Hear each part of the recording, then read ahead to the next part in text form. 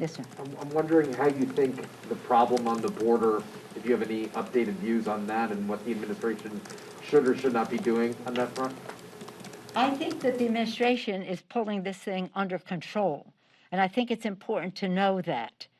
The difference between the attitude toward the people and the children is so different in just these 2 months versus what happened in the past 4 years.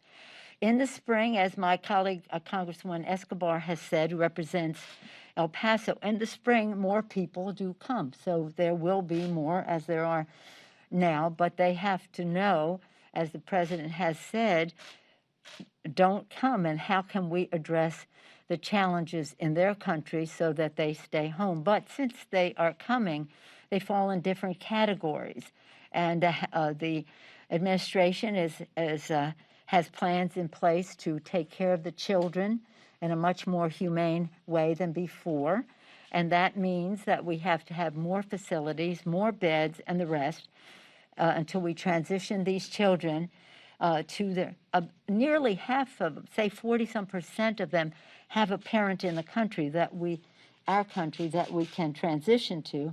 Closer to 3/4 of them have a family member, if not necessarily a parent, in the country that we can transition them to. But they go from the Border Patrol, and then they go to the what's called ORR, the organization, the refugee relief, and then a transition out. So that is being, with the FEMA at the border and the rest, the administration is addressing the immediate concerns. It has to be, though, the recognition that COVID is playing a role in how people need to be separated, and so this adds to the challenge when more people come. And we had like 13,000 beds, as Congresswoman DeLauro, under whose Labor HHS committee, the OOR falls, there are 13,000 beds, but when you need to space, you need more space, so we need more locations. I always like to quote the evangelicals. They have been so excellent on immigration for such a long time. We are not in 100% agreement on all aspects of it, but by and large, they have been a very positive force for good. And when we were 4 years ago having a rump hearing, because we weren't in the majority, rump hearing on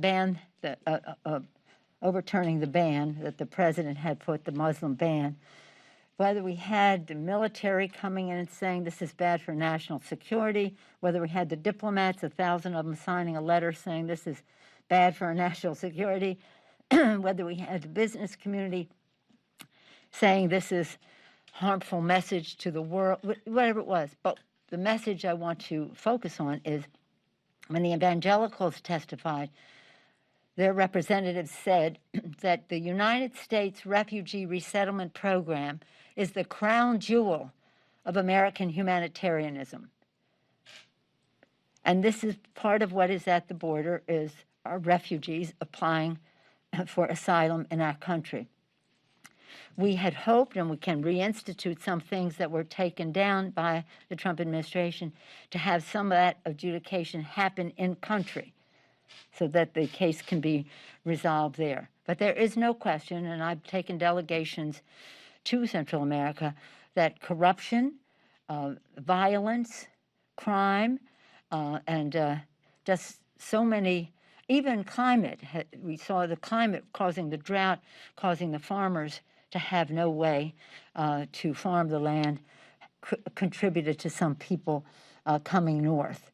So to the extent that we can help solve some of the problems at home, and instead of canceling that investment, which the Trump administration canceled the investment that we had to do just that, I wish you could see the impact of what USAID can do to help children in those countries. So that is to back up again and say that Biden administration has this under control.